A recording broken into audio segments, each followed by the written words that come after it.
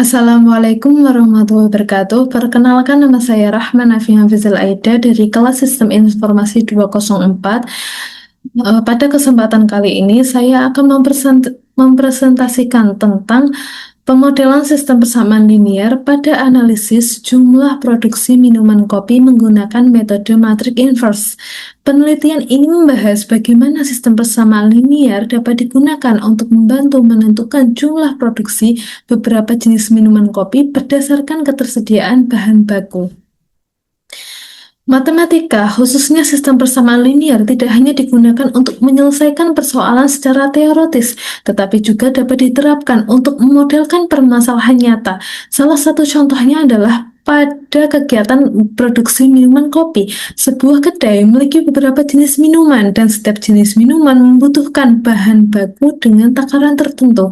Karena jumlah bahan baku yang tersedia terbatas, diperlukan suatu perhitungan untuk menentukan jumlah masing-masing minuman yang dapat diproduksi.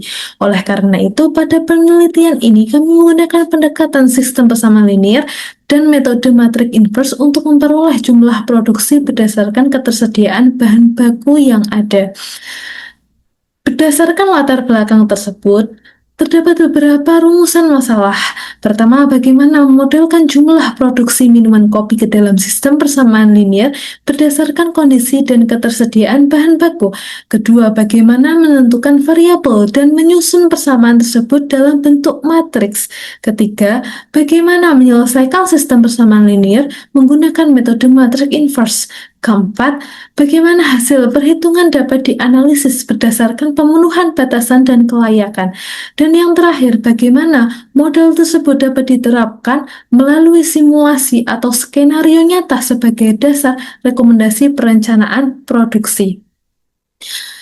Tujuan penelitian ini pada dasarnya sesuai dengan rumusan masalah yang tadi telah dijelaskan. Pertama, kami ingin memodelkan permasalahan produksi minuman kopi ke dalam bentuk sistem persamaan linear.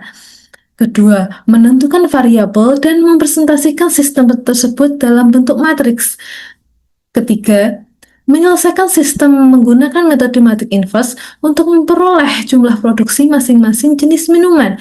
Selanjutnya, hasil tersebut dianalisis berdasarkan batasan bahan baku dan kelayakannya. Dan yang terakhir, model digunakan untuk melakukan simulasi atau skenario sehingga dapat memberikan rekomendasi dalam perencanaan produksi. Kita di sini memakai beberapa landasan teori. Yang pertama yaitu tentang sistem persamaan linear. Sistem persamaan linear merupakan sekumpulan persamaan linear yang memiliki beberapa variabel dan harus dipenuhi secara bersamaan. Pada penelitian ini, sistem persamaan digunakan untuk menggambarkan hubungan antara jumlah minuman yang diproduksi dengan jumlah bahan baku yang digunakan. Jadi, setiap persamaan akan memiliki penggunaan salah satu jenis bahan baku. Selanjutnya adalah representasi sistem persamaan linear dalam bentuk matriks. Sistem persamaan yang sebelumnya ditulis dalam bentuk persamaan linear dapat disederhanakan menjadi bentuk A dikali X sama dengan B. Dengan A merupakan matriks koefisien, X merupakan matriks variabel, dan B merupakan matriks konstan. Bentuk matriks ini nantinya memudahkan proses penyelesaian menggunakan metode matriks inverse. Dalam proses pengolahan matriks, terdapat beberapa operasi dasar seperti penjumlahan, pengurangan, perkalian matriks, serta operasi lainnya yang digunakan untuk memanipulasi matriks. Sistem persamaan linear sendiri dapat diselesaikan dengan beberapa metode seperti eliminasi Gauss-Jordan, metode Cramer, metode maupun metode matrix inverse. Pada penelitian ini, metode yang digunakan adalah metode matrix inverse. Untuk menggunakan metode matrix inverse, salah satu konsep yang penting adalah determinan. Determinan merupakan suatu nilai yang diperoleh dari matriks persegi dalam penelitian ini, dan determinan juga digunakan untuk mengetahui apakah suatu matrik memiliki inverse. Jika nilai determinannya tidak sama dengan 0, maka inverse dihitung melalui tahapan determinan atau kofaktor dan adjoint. Selanjutnya adalah matrik adjoint. Matrik adjoint diperoleh dari transpose matrik kofaktor. Adjoint digunakan dalam proses mencari inverse suatu matrik, terutama pada metode matrik inverse secara manual. Setelah menentukan determinan dan adjoint, kita dapat memperoleh matriks inverse. Secara umum, matrik inverse A dapat dituliskan sebagai A inverse sama dengan 1 per determinan A kali adjoint A. Lalu solusi diperoleh yaitu X sama dengan A transpose A inverse kali B.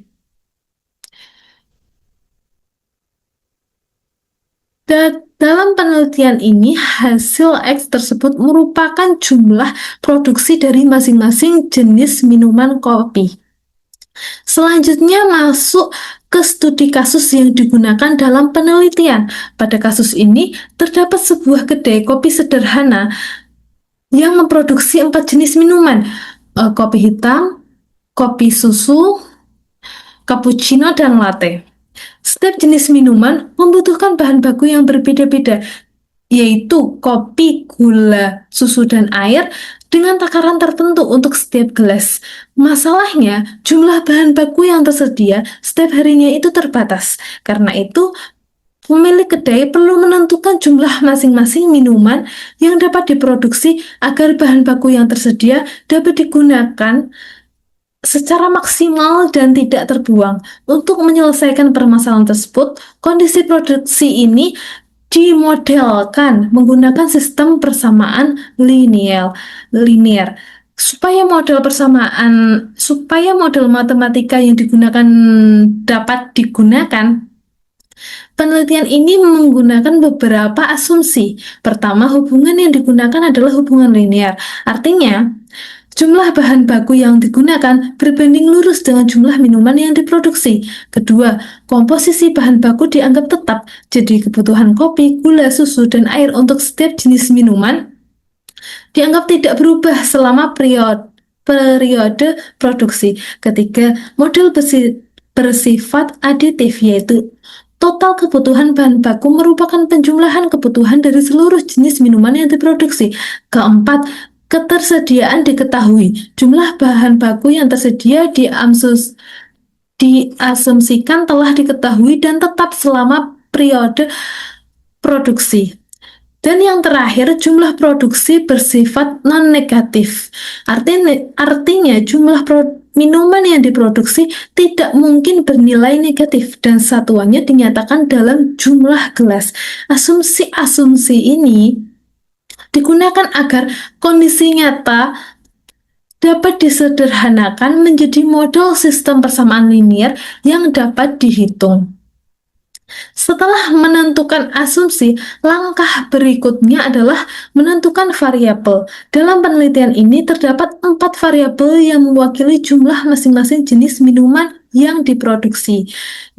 X1 merupakan jumlah kopi hitam, X2 merupakan jumlah kopi susu, X3 merupakan jumlah cappuccino, dan X4 merupakan jumlah latte. Seluruh variabel tersebut menggunakan satuan gelas. Selain variabel produksi, kita juga memiliki data ketersediaan bahan baku, yaitu kopi sebanyak 316 gram, gula 274 gram, susu 2710 ml, air 4890 ml. Data inilah yang nanti digunakan untuk menyusun sistem persamaan linear berdasarkan kebutuhan bahan baku masing-masing jenis minuman. Setelah variabel ditentukan, langkah berikutnya adalah menyusun persamaan linear. Total penggunaan setiap bahan diperoleh dari perkalian kebutuhan bahan per gelas dengan jumlah minuman yang diproduksi. Untuk bahan kopi, persamaannya adalah 10 dikali X1 ditambah 8 dikali X2 ditambah 7 dikali X3 tambah 6 kali X4. Jadi dari keempat bahan baku tersebut kita mendapatkan 4 persamaan linier yang saling berhubungan. Koefisien pada setiap persamaan menunjukkan jumlah bahan yang dibutuhkan untuk menghasilkan satu gelas minuman, sedangkan angka pada ruas kanan menunjukkan total ketersediaan masing-masing bahan baku. Dengan demikian, sampai pada tahap ini kita sudah menyelesaikan membahas penentuan variabel dan penyusunan sistem persamaan linier. Selanjutnya, pembahasan mengenai bentuk matriks dari sistem persamaan linier akan dibawakan oleh teman saya, yaitu Zaskia Karima. Dengan ini, saya mohon undur diri. Wassalamualaikum warahmatullahi wabarakatuh. Terima kasih. Halo guys, Assalamualaikum warahmatullahi wabarakatuh. Perkenalkan, nama saya Zaskia Karima dari program studi Sistem Informasi dengan nomor NIM 250 Pada kesempatan kali ini, saya akan melanjutkan materi yang telah sebelumnya dipresentasikan oleh teman saya, yaitu Kak Rahma Nafia. Setelah kita punya 4 persamaan dari kebutuhan bahan baku, langkah selanjutnya adalah mengubah keempat persamaan tersebut menjadi satu kesatuan dalam bentuk matriks. Kenapa kita harus mengubahnya ke dalam bentuk matriks? Karena dengan bentuk matriks, kita bisa menyelesaikan semua persamaan secara bersamaan, memakai metode inverse. Jadi lebih praktis dan tidak harus menghitung-hitung secara manual lagi. Bentuk umum yang kita pakai adalah matriks AX sama dengan B berordo 4 kali 4. Bisa ada 3 komponen utamanya. Yang pertama adalah matriks A. Matriks A, matriks koefisien yang berisi kebutuhan bahan baku per gelas untuk setiap jenis minuman. Baris itu menunjukkan jenis bahan baku, dari kopi, gula, susu, sampai dengan air. Sedangkan untuk kolom itu menunjukkan jenis minumannya, yaitu kopi hitam, kopi susu, cappuccino, dan latte. Jadi setiap langkah di dalam matriks ini adalah takaran bahan tertentu untuk satu gelas minuman tertentu. Kemudian yang kedua adalah matriks X. Matriks variabel yang berisi jumlah produk yang ingin kita cari. Isinya adalah X1, X2, X3, dan X4. Ini adalah jawaban dari permasalahan ini kita.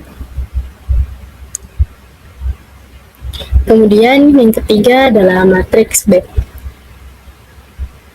Matriks konstanta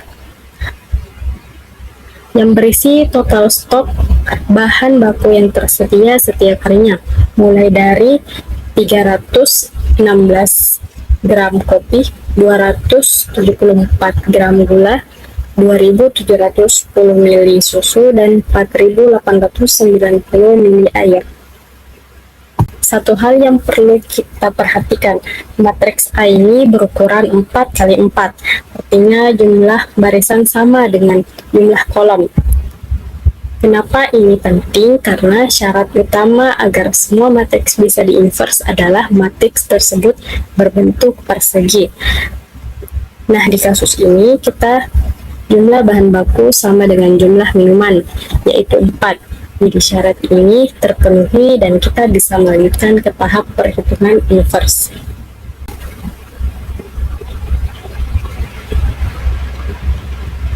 Kemudian materi selanjutnya adalah batasan sistem. Sebelum kita masuk ke dalam perhitungan, kita harus tahu dulu nih aturan main atau batasan-batasan dalam pemodelan kita. Ada 3 poin pentingnya. Yang pertama itu batasan non-negatif. Jumlah produksi kopi tidak mungkin negatif, jadi semua nilai X harus lebih atau sama dengan 0. Kemudian batasan yang kedua adalah batasan stok bahan baku. Stok ketersediaan bahan baku. Total pemakaian gula, kopi, susu, dan air tidak boleh melebihi stok yang tersedia. Harus pas atau kurang dan tidak boleh lebih. Kemudian yang ketiga itu batasan ekonomi dan praktis. Menu yang dijual harus variatif, tidak boleh cuma satu menu saja. Terus waktu bikinnya harus muat sama dengan kapasitas mesin yang ada. Dan yang paling laris, yang harus diproduksi lebih banyak biar untungnya juga maksimal. Lanjut ke materi selanjutnya.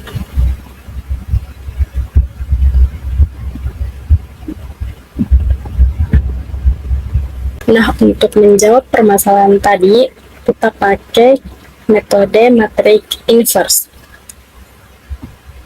Ada 4 tahap yang harus dilewati secara berurutan.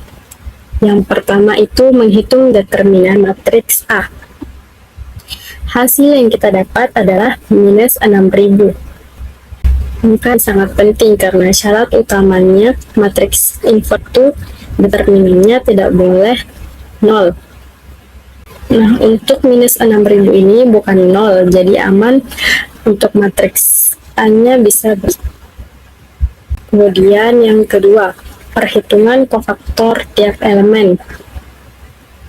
Memang perhitungannya agak sedikit ribet, tetapi harus teliti.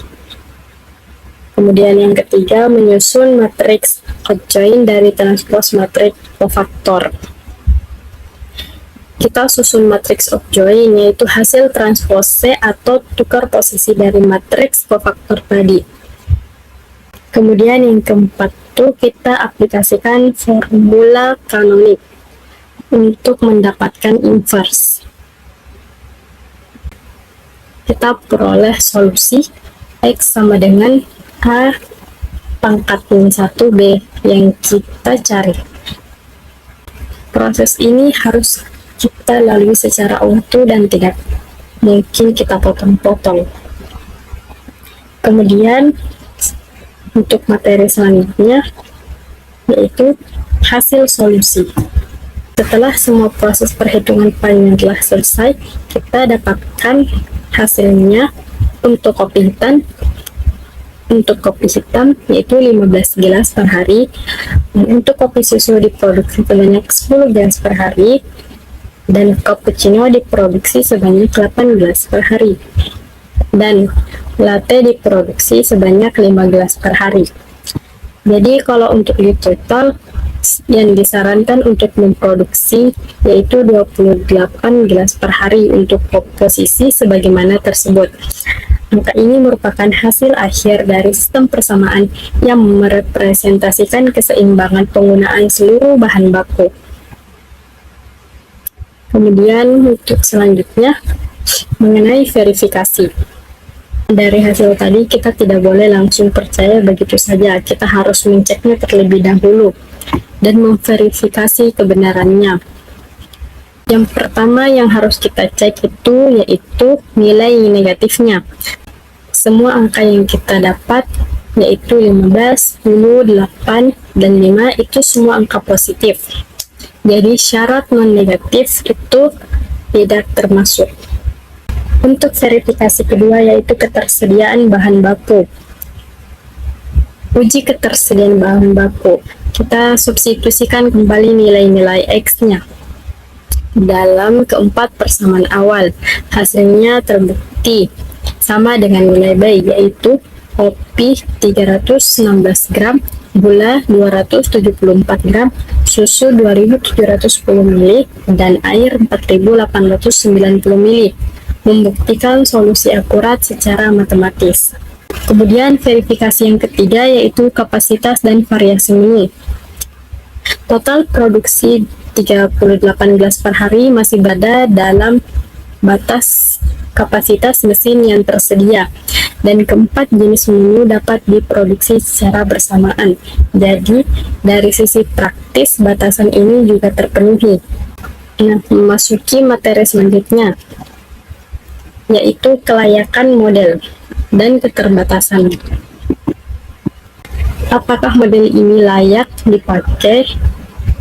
Dari sisi matematis, jelas layak dipakai karena determinannya itu tidak nol dan solusinya unik alias cuman ada satu jawaban yang benar. Jadi cara hitungnya sudah valid. Tapi kita juga harus sadar sama keterbatasan model ini. Yang pertama, model ini cuma berlaku kalau data stok bahan bakunya itu akurat. Kalau stoknya berubah, ya kita harus menghitung ulang dari nol lagi. Kemudian yang kedua, tidak memasukkan faktor biaya produksi per unit. Jadi model ini cuma mengasih tahu jumlah produksi tapi tidak memberitahu tentang keuntungan dan kerugiannya. Kemudian yang ketiga, tidak mempertimbangkan permintaan pelanggan. Jadi angka 15, 10, 8, dan 5 ini adalah angka ideal secara matematis. Belum tentu angka paling laku di pasaran. Jadi pemilik kedai harus tetap pintar-pintar dalam secara komersial dalam setiap kondisi pasar. Nah, mungkin itu saja yang saya dapat presentasikan pada kesempatan ini. Dan mungkin selanjutnya akan dilanjutkan oleh teman saya yaitu Andi Tenri untuk materi selanjutnya. Sekian dari saya, terima kasih. Assalamualaikum warahmatullahi wabarakatuh.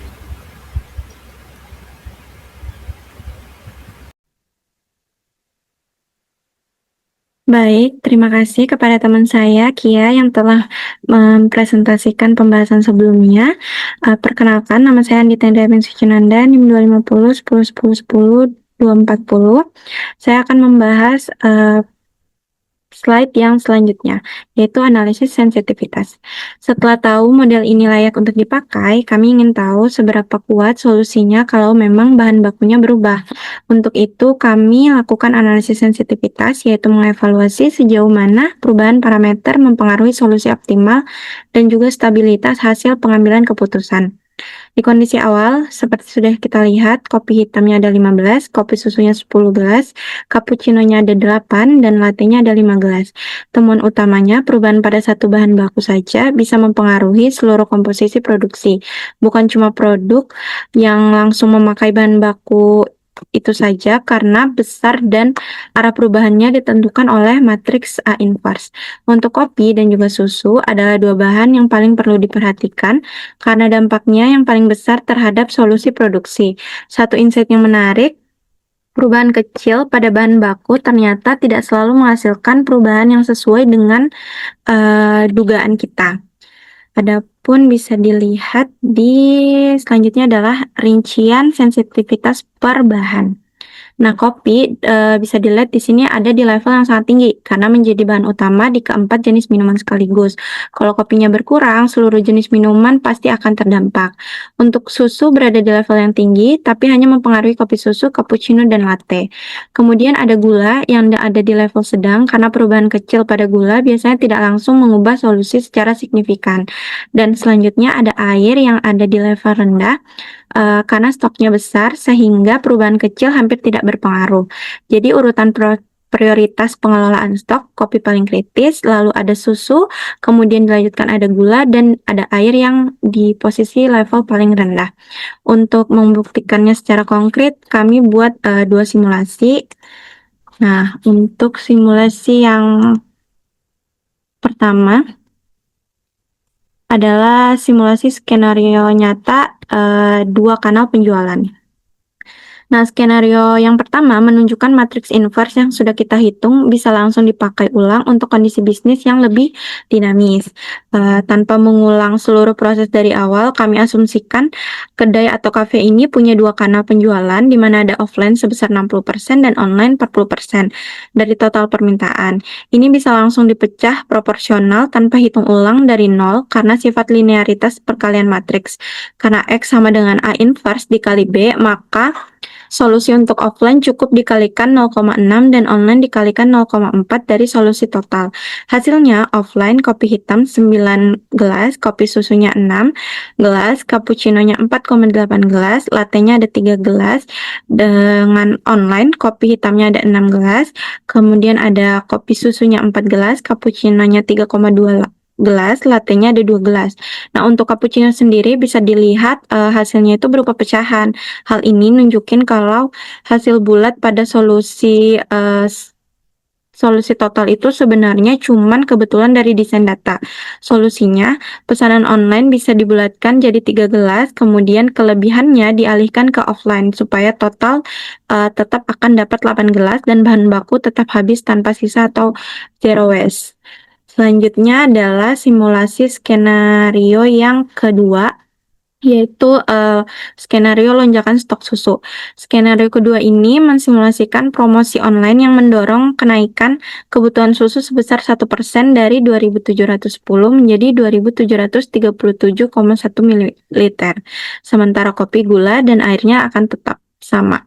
Rumus perubahan di sini, solusi ini kami turunkan dari sifat linearitas matriks sehingga diperoleh delta X sama dengan A inverse dikali delta B. Karena hanya susu yang berubah, perhitungannya hanya melibatkan kolom ketiga dari matriks A inverse.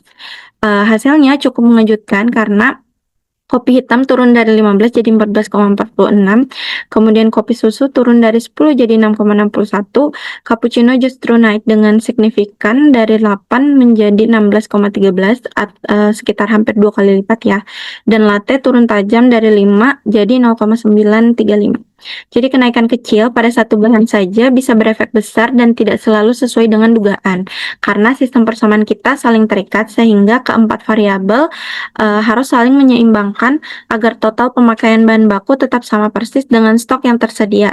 Dari kedua simulasi ini, kami menyusun beberapa rekomendasi praktis untuk kedai kopi.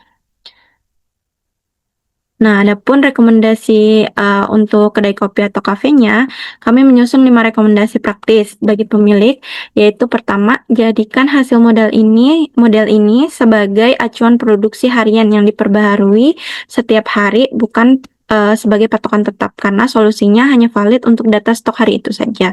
Yang kedua, untuk kedai ini punya 2 kanal penjualan, hitung dulu solusi totalnya, baru dipecah proporsionalnya per kanal, seperti skenario 1 tadi supaya lebih hemat waktu. Kemudian yang ketiga, prioritaskan pemantauan lebih ketat pada bahan baku yang dipakai di banyak jenis produk sekaligus seperti susu, karena perubahan kecil pada bahan itu bisa berdampak besar dan tidak sesuai dengan dugaan. Yang keempat, terapkan model ini lewat spreadsheet sederhana, bukan hitungan manual berulang setiap hari, karena matriks inverse cukup dihitung sekali dan bisa dipakai berulang untuk stok yang berbeda-beda. Kemudian ada rekomendasi yang kelima, dengan menggunakan model ini sebagai titik awal pengambilan keputusan, bukan sebagai solusi akhir, karena model ini optimal dari sisi pemakaian bahan baku, bukan dari sisi keuntungan ataupun permintaan pelanggan. Jadi nilai praktis model kami ada pada fleksibilitas struktur inverse dikali B yang bisa terus dipakai ulang untuk berbagai skenario yang terus berubah. Nah, sekarang kita akan lanjut ke bagian kesimpulan. Nah, di kesimpulan ini kami merangkum ada 4 poin. Yang pertama, dari sisi permodelan produksi, 4 jenis minuman berhasil dimodelkan menggunakan sistem persamaan linear berdasarkan 4 bahan baku, yaitu kopi, gula, susu, dan air. Yang kedua, dari sisi penyelesaian, sistem ini diselesaikan dengan metode matriks inverse dan menghasilkan solusi unik karena determinan A sebesar minus 6.000 tidak sama dengan 0.